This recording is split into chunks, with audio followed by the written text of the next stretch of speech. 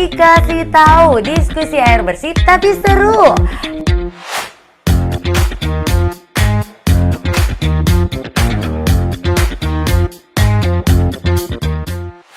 Halo teman-teman, selamat datang di talk show Dikasih Tahu diskusi air bersih tapi seru.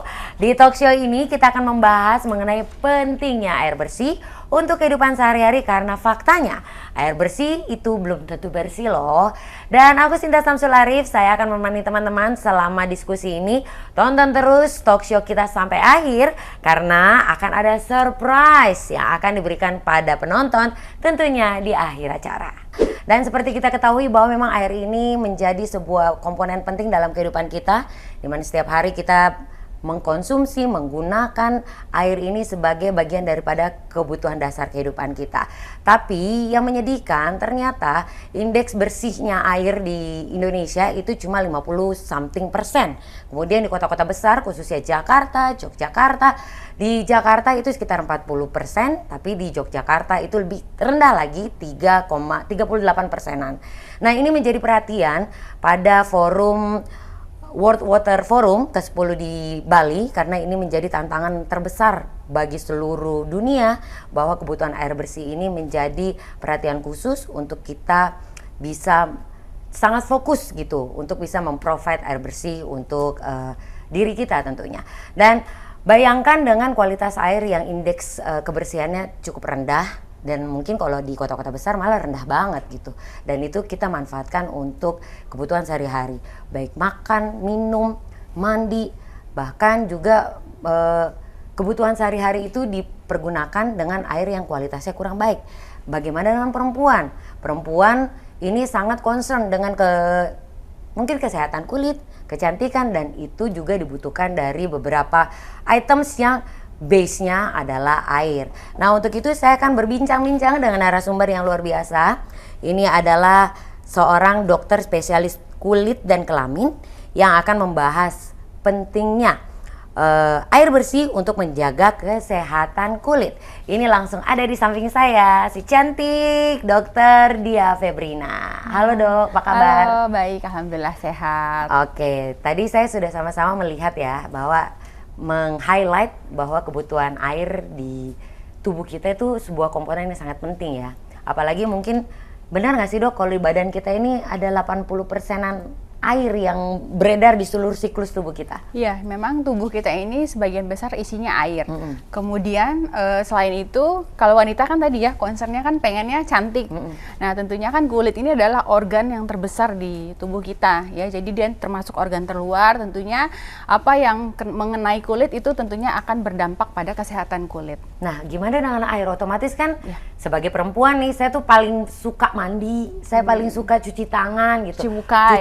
Dan rata-rata skincare yang kita pakai kan base-nya adalah air gitu. Nah, kalau paparannya kurang bagus gimana Dok? Iya, jadi tentunya kualitas air yang buruk itu bisa membuat dampak negatif ya, yang signifikan untuk kesehatan kulit. Jadi kalau misalnya kita menggunakan air yang misalnya yang kualitasnya jelek, misalnya dengan kadar mineral yang tinggi, atau misalnya dia punya kadar kapur yang cukup tinggi, atau airnya misalnya berbau, nah itu akan memberikan dampak-dampak yang buruk untuk kulit.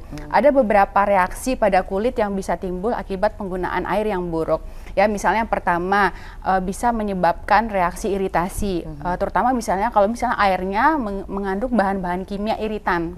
Kemudian yang kedua bisa terjadi ruam pada kulit. Kemudian biasanya nih pasien-pasien yang punya keluhan jerawat, nah itu bisa ya jerawatnya itu menjadi flare atau menjadi tercetus ketika dia menggunakan air yang tidak bersih ya. Kemudian pada beberapa individu yang memang dia punya kecenderungan kulit sensitif, beberapa reaksi alergi itu bisa dialami. Kemudian air yang kotor tadi misalnya ya, itu kan bisa terjadi penumpukan residu pada kulit ya. Kemungkinan juga ada nanti bisa ada penumpukan dari bakteri-bakteri juga. Jadi akibatnya bisa terjadi infeksi pada kulit. Kemudian residu-residu tadi itu juga bisa mengakibatkan masalah kulit yang tadinya misalnya dia sudah ada makin memburuk, terutama bagi orang-orang misalnya punya kecenderungan punya eksim misalnya, itu bisa memperburuk kondisi kulitnya kalau misalnya menggunakan air yang tidak bersih. Nah, Dok, itu kan kita sama-sama tahu ya bahwa air ini buat cuci muka, buat cuci-cuci gitu. Nah, tapi yang paling penting sebenarnya bagi perempuan, bukan perempuan sih, semua orang sih, kan ada bagian tertentu yang harus kita bersihkan tuh setiap saat gitu. Area V-nya kita. Itu kalau dengan kita mencuci dengan air yang kurang bersih, itu akan ada dampaknya nggak sih ke depannya, bagaimana dan bagaimana caranya kita supaya bisa mengatasi hal itu?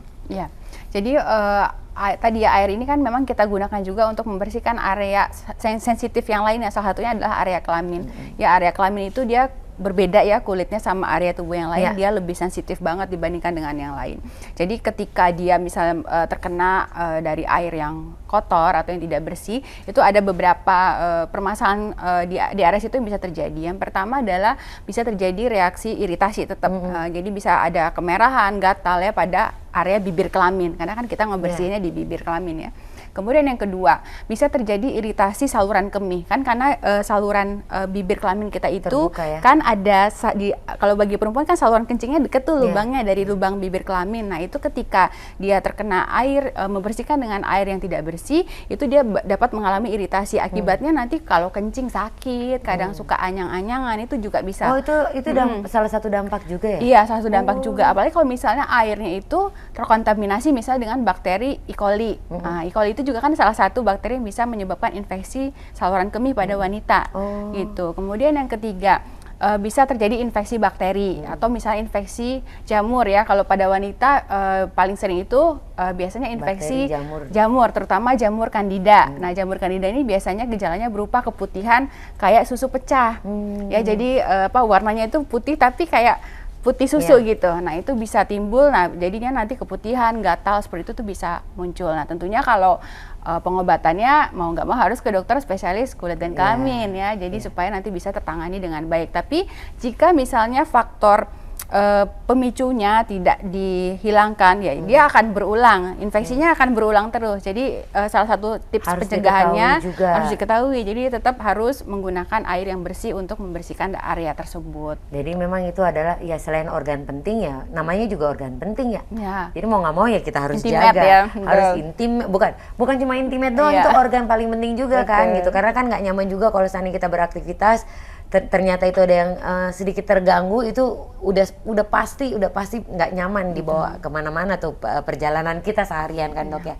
Kan ini dokter praktek dong dan pasti banyak dong pasien yang datang. Ada nggak sih keluhan dari pasien itu yang keluhan kulitnya tapi ternyata pas dicek kan pasti dokter tanya dulu, analisa dulu, ternyata masalahnya di air. Banyak nggak sih kasus seperti itu? Cukup banyak, cukup banyak. Terutama bila pasien ada beberapa misalnya dia berganti domisili misalnya. Jadi misalnya dia biasa tinggal di daerah A, kemudian dia migrasi ke daerah B. Nah, itu awalnya yang kulitnya itu nggak ada masalah, kemudian ketika dia mengalami perpindahan, itu dia kulitnya malah menjadi berjerawat, terus gampang muncul beruntus-beruntus pada wajah gitu, karena mungkin menggunakan air yang tidak bersih.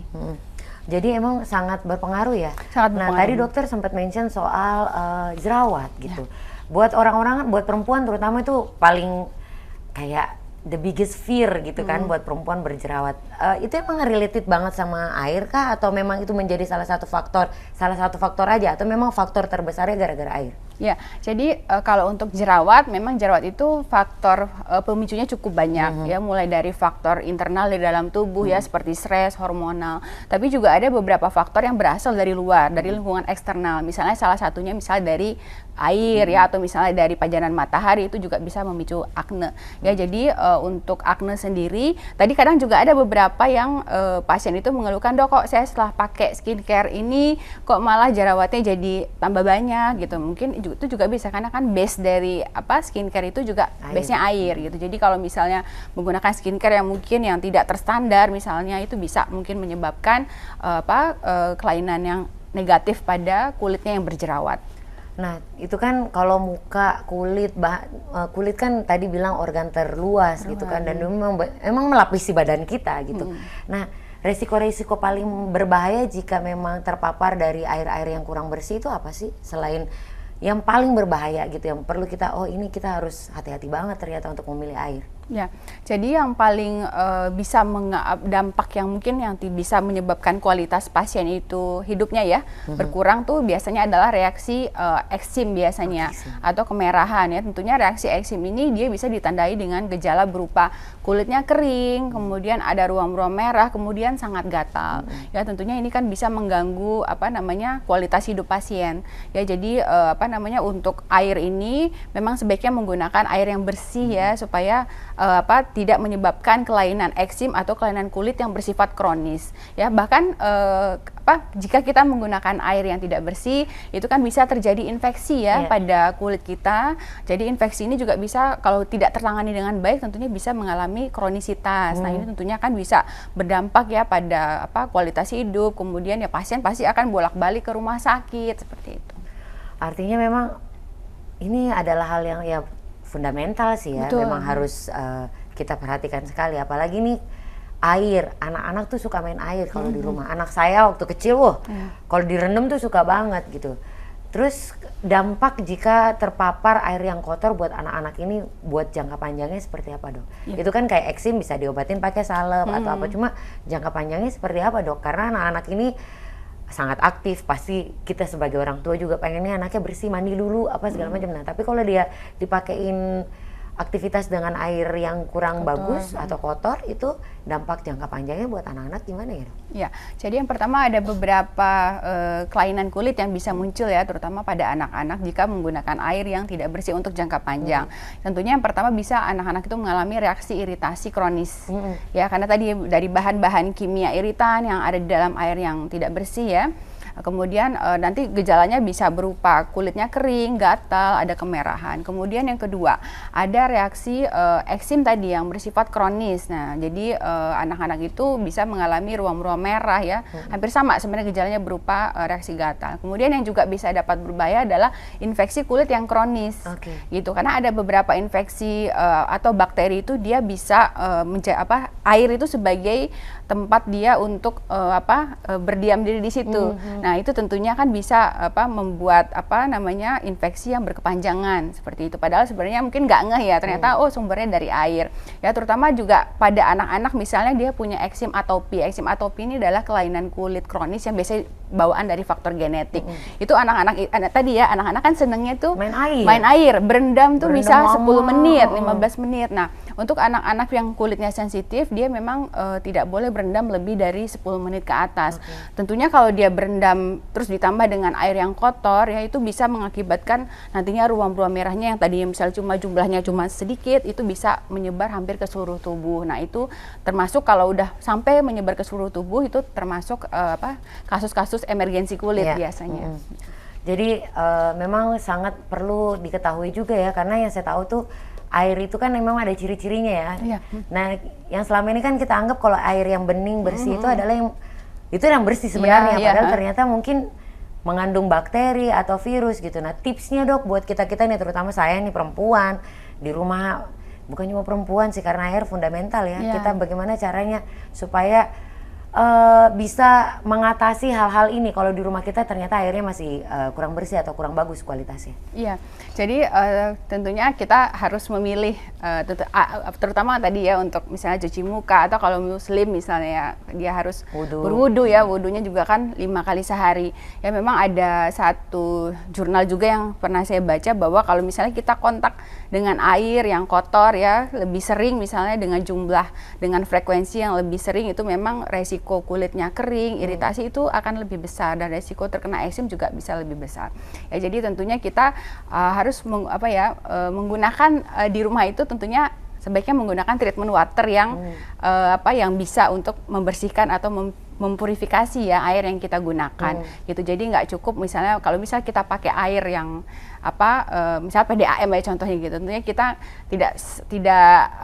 kita harus ngecek lagi nih apakah kualitas air di tempat kita ini bagus. Kan memang sekarang ada beberapa pengecekan yang kita bisa lakukan mandiri atau mungkin nanti kita cek lab sendiri ya. Nah, tentunya tadi ya, karena air itu fundamental untuk kehidupan kita sehari-hari, dan terutama untuk wanita ya, wanita itu dia pengennya cantik ya, tentunya salah satu step skincare misalnya yang digunakan untuk wanita adalah misalnya dengan mencuci wajah. Kayaknya semuanya deh, mau anak kecil juga sama ya, dia harus mencuci wajah minimal 2 sampai 3 kali sehari ya. Nah, tentunya harus menggunakan air yang bersih ya. Kadang kan kita lihat tuh kayak misalnya beberapa artis tuh kayak pakai air mineral gitu buat cuci muka gitu ya, karena saking ini. Tapi padahal sebenarnya air yang tinggi mineral itu juga belum tentu bagus ya. Jadi memang sebaiknya mengikuti standar dari air bersih ya. Air bersih itu adalah yang tadi ya, air yang tidak berwarna, tidak berbau. Kemudian ada lagi kan yang dia itu sebaiknya tidak memiliki kadar mineral yang tinggi. Kemudian kalau itu kan maksudnya kalau kadar mineral segala kita harus diuji. Cuma kalau gampangnya kan dia tidak keruh, tidak berbau, terus nggak ada rasa-rasa aneh gitu pada saat mungkin pas kena di perasa lidah kita atau dicium itu nggak ada rasa. Itu kualifikasinya kan untuk menjadi maksudnya ini adalah air bersih gitu. Dok, terus ini tipsnya lagi nih dok, bagaimana memanfaatkan air ini supaya kulit kita menjadi lebih sehat gitu? Ya, jadi tadi ya, tentunya selain yang kita gunakan dari luar ya, dia harus bersih ya, tentunya kualitas air minum ya. Tentunya kan kita tahu bahwa kita itu sehari itu harus minum minimal 2 liter per hari ya. Mungkin kalau ini 8 gelas ya kalau hitungannya. Jadi tentunya air itu kan juga dia nantinya juga akan masuk ke dalam tubuh. Kalau misalnya banyak endapan yang di dalam air, tentunya itu akan berpengaruh pada kondisi ginjal juga ya, salah satunya seperti itu. Jadi memang bagi kita air ini memang sangat penting banget. Jadi jangan lupa selalu untuk memperhatikan kualitas air yang kita gunakan. Artinya bukan cuma buat basuh-basuh di muka atau di luar aja buat kulit, tapi juga intake-nya harus dijaga begitu ya, dengan kualitas air. Nah, tadi kan dokter udah bilang bahwa rata-rata skincare itu base-nya adalah air. Nah, saya ini kan aktivitasnya dok, setiap hari itu ada liputan, syuting, karena news anchor kan gitu. News anchor itu programnya banyak banget, atau bukan itu aja, saya juga kadang-kadang presenting acara-acara olahraga yang di luar gitu. Itu tuh biasanya sehari bisa 2-3 kali tumble, buka tumble, make upnya maksudnya gitu. Nah itu kalau seandainya cucinya dengan air yang nggak bersih, dampak yang akan saya rasakan ke depannya gimana ya dok? Karena kan ini aset, mau nggak mau harus dijaga ya. Iya, jadi kan ketika kita pakai make up itu kan kita perlu kadang double cleansing ya. Kadang pertama itu harus pakai yang pembersih yang basicnya air juga ya, misalnya kayak micellar water ya. Kemudian setelah itu kita bersihin lagi sama base-nya sabun, kemudian juga pakai air ya. Kalau misalnya kita menggunakan air yang tidak bersih ya, apalagi kalau misalnya airnya mengandung bahan-bahan kimia iritan, nah itu udahlah kita menggesekkan sesuatu ke kulit untuk dan pembersihan. Agak keras biasanya itu kan. Kemudian kita pakai air yang tidak bersih, akibatnya kulit kita akan makin teriritasi. Ya, jadi kadang setelah kita selesai bermake up misalnya, itu kadang suka ada sensasi kayak perih banget kulitnya, kemudian kulitnya jadi kering ya, kemudian beberapa hari kadang timbul ruam-ruam merah, ada pengelupasan seperti itu. Jadi kalau kita tadi ya, kalau misalnya apalagi kayak Mbak Sinta ya, berulang-ulang gitu ya untuk pembersihannya, tentunya kan tindakan itu akan dipakai berulang-ulang. Air yang digunakan tentu kan akan lebih banyak ya, tentunya resiko untuk mengalami iritasi pada kulitnya lebih besar. Jadi nih dok, ini kan kita sudah harus mengetahui sebenarnya bagaimana memanfaatkan air bersih ini untuk menjaga kesehatan kulit kita. Nah tipsnya apa dok? Ya betul, jadi tentunya ketika kita merawat kulit ada tadi ya, ada basic skincare yang harus kita terapkan. Salah satunya adalah metode cleansing atau pembersihan. Nah dalam metode cleansing ini kita tentunya menggunakan air ya untuk membersihkan kulit kita ya, mau itu kulit di area wajah ataupun kulit juga di area kewanitaan atau daerah intim ya. Nah tentunya ketika kita menggunakan air yang tidak bersih, itu akan memberikan dampak yang cukup signifikan pada kulit kita ya. Percuma misalnya kita menggunakan skincare yang udah bagus, misalnya skincare-nya atau skincare-nya misalnya mahal ya, tapi kalau misalnya kualitas air yang kita gunakan tidak baik, itu sama aja hasilnya tidak akan optimal, tapi juga nantinya bisa menimbulkan permasalahan pada kulit kita. Salah satunya misalnya jadi gampang iritasi, gampang ruam kulitnya, atau nantinya bisa menimbulkan timbulnya permasalahan jerawat baru. Ya, nah kemudian, untuk yang area kelamin juga nih yang biasanya juga menjadi salah satu concern baik itu wanita ataupun laki-laki ya. Ketika kita membersihkan atau cebok dengan air yang kotor, itu akan menyebabkan permasalahan tidak hanya di bagian kulit di kelamin saja, tapi juga bisa bermasalah nantinya ke bagian saluran kemih ya. Nah, itunya juga nanti akan memberikan rasa ketidaknyamanan ya, sering anyang-anyangan ya, sering sakit kencing. Nah, itu juga tidak baik untuk kesehatan kulit kita. Jadi, jangan lupa selalu untuk memperhatikan kualitas air yang kita gunakan agar kita ini kulit kita sehat, kemudian juga badan kita juga kuat. Oke, jadi itu sangat penting diperhatikan kualitas air ya. Nah, buat teman-teman nih, pastikan di rumah Anda itu airnya tuh nggak bau, terus udah gitu nggak berwarna, nggak ada rasa-rasa aneh. Tapi kalau seandainya kalian menemukan air di rumah kamu tuh rasanya bau, terus ada kayak warna-warna yang nggak bagus, terus udah gitu ada kayak rasa-rasa aneh, itu sudah pasti, itu dipastikan bahwa air kamu itu kualitasnya kurang bagus ya, gitu Dok. Terima kasih ya Dok atas segala macam informasinya terkait air dan juga bagaimana kita memanfaatkan air bersih ini untuk badan kita. Nah, kita sekarang sama-sama mengetahui bagaimana dampak buruk jika kita menggunakan air kotor terhadap kesehatan kita, terutama kesehatan kulit. Karena dengan menggunakan air yang buruk itu permasalahan akan lebih panjang lagi. Untuk itu, mulai dari sekarang kita harus sama-sama mengecek penggunaan air di rumah kita. Jika di rumah kalian ini ada ciri-ciri air seperti berbau, berasa dan juga berwarna, ini tandanya di rumah kalian sudah membutuhkan water treatment. Nah, sebagai ahlinya masalah air, Purif menawarkan berbagai filter air yang tentunya disesuaikan dengan kondisi air di tempat kamu.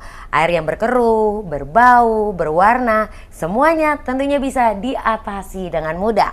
Purif juga punya water purifier yang bikin air di rumah kamu bisa menjadi layak diminum.